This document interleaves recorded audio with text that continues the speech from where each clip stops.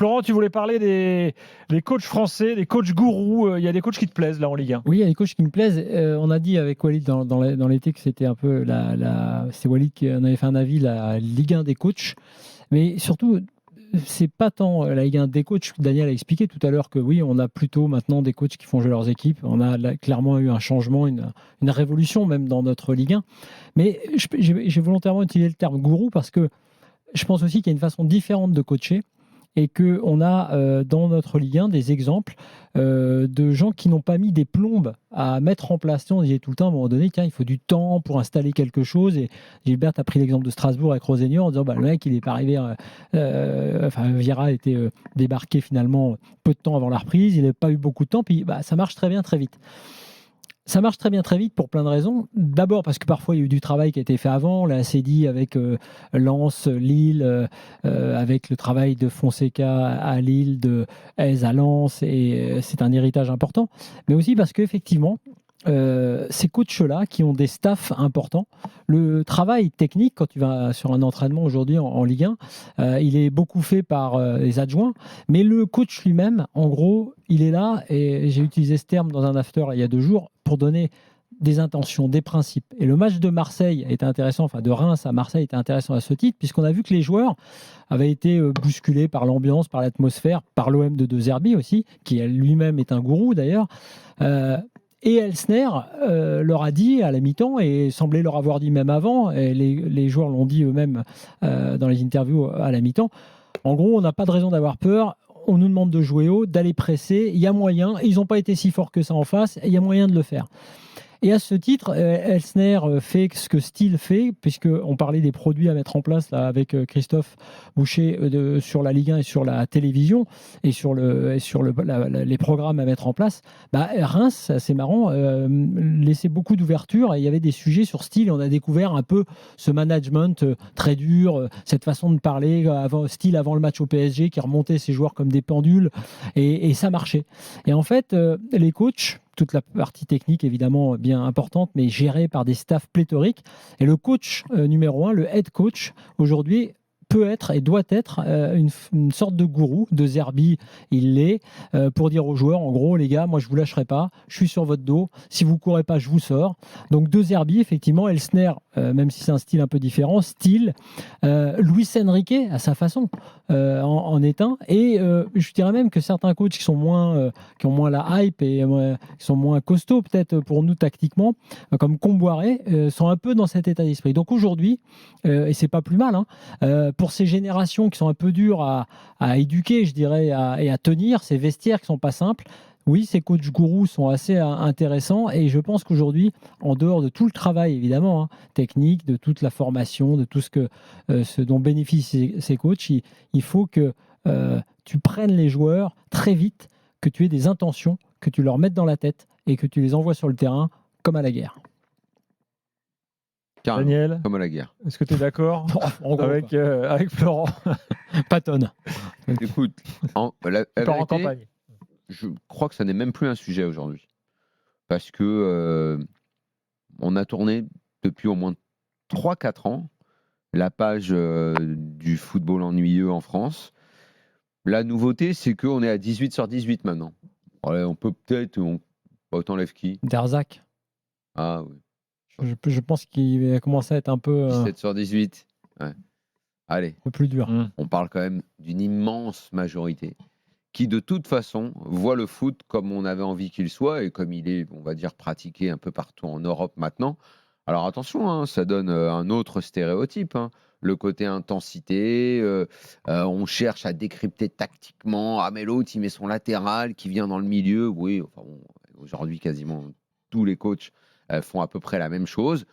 Ce qui se distingue, Flo, tu l'as dit, c'est effectivement le head coach qui a un discours un peu plus mobilisateur. Ça se joue beaucoup sur la communication aujourd'hui, le coaching des équipes. C'est combien de temps les joueurs vont avoir envie tous ensemble d'être en phase avec le message de ce coach-là qui va leur dire il faut presser haut, il nous faut tant de secondes pour récupérer la balle. Et on a ça de Strasbourg avec Monseigneur, là qu'on a découvert, à Marseille, en passant par Toulouse, avec peut-être des nuances dans l'approche de la rencontre, mais en tout cas dans ce qui est l'intention positive de développer du football et de mettre des buts et non pas ce qui a prévalu chez nous pendant des années, de surtout ne pas en prendre parce qu'au moins on ne perd pas le match quand on n'en prend pas, c'est terminé. C'est pour ça que je pense que notre produit augmente en qualité en Ligue 1 dans les matchs qu'on regarde et que c'est désormais un acquis. Je sais. Après, attention, l'année dernière, on est un peu parti comme ça. Puis il y a eu janvier-février où je me souviens, j'avais piqué un peu une petite crise. Heureusement, ça n'a pas duré. Probablement, c'était l'hiver. Les mecs avaient froid aux pieds. Et on s'est fait chier pendant 1 mois et demi à peu près. Mais très vite, le football est redevenu plutôt sympa en Ligue 1 dès la fin février. Après, le problème, c'est quand le suspense s'évapore un peu. Mais bon, c'est celui on sait que le PSG est devant. On attend simplement le moment où il se détache. Mais derrière, on a eu suspense jusqu'au bout. Avec Monaco, Brest a offert du spectacle.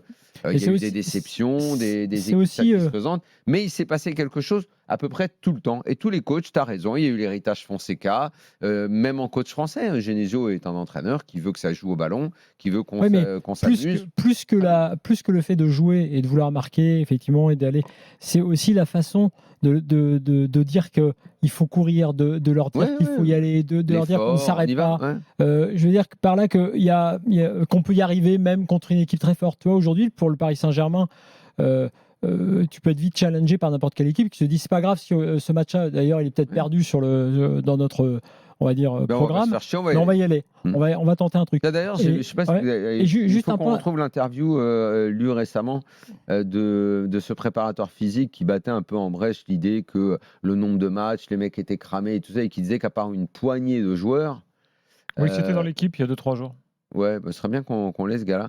Qu'à part une poignée de joueurs, la plupart, parce qu'en plus, là, c'est vrai, il y en a eu, la majorité des joueurs ont eu 3 mois de vacances là, cet été. Donc, ils peuvent revenir et cavaler comme des lapins. Oui, en gros, il mettait fin à l'idée reçue des cadences infernales. Voilà. En fait. Il dit les cadences infernales, c'est une poignée de joueurs et qui, s'ils sont gérés par les coachs qui peuvent les faire tourner à certains moments de la saison, ne se retrouvent pas à avoir les fameuses cadences infernales qu'on évoque tout le temps. Et un point important dans cette idée qu'il y a des coachs que j'ai appelés gourous, c'est peut-être pas le mot, c'est pas un très joli mot forcément, mais c'est l'idée aussi de l'importance du mental.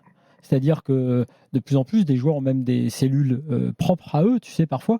La préparation mentale est un sujet qui n'est plus tabou et qui est même pris en charge parfois par le club.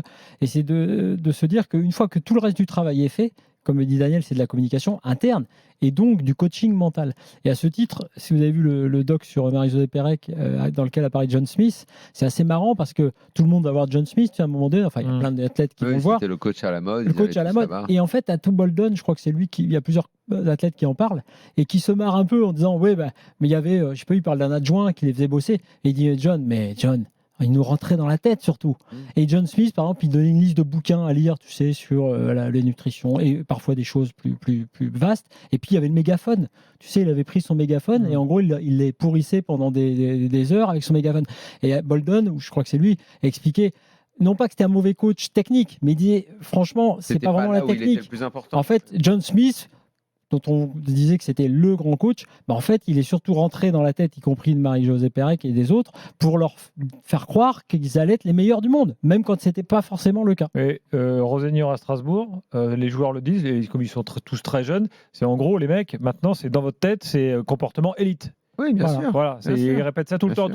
Finalement, le seul qui reste de l'ancienne école, le seul, c'est Deschamps. Le seul qui nous reste. Oui, mais il leur rentre aussi un peu dans la tête à sa façon.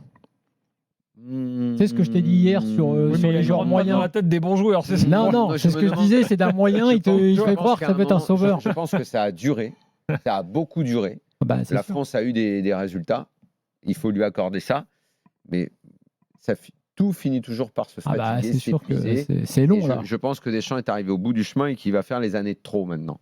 Et en plus, sa méthode est insupportable et chiante. Pour finir sur ce débat, je vous invite à réécouter les drôles de l'âme d'hier, parce que Fred Hermel nous racontait qu'en Espagne, il y a un retour massif des bétonneurs. Et les petites équipes là, qui avant souvent allaient au Barça ou à Madrid, on joue quitte à se prendre une valise. Genre maintenant, c'est terminé. Le retour c'est du bus. le retour massif du bus en Espagne. C'est voilà, on a Je vais développé attendre le, un peu pour en être sûr de ça. on a développé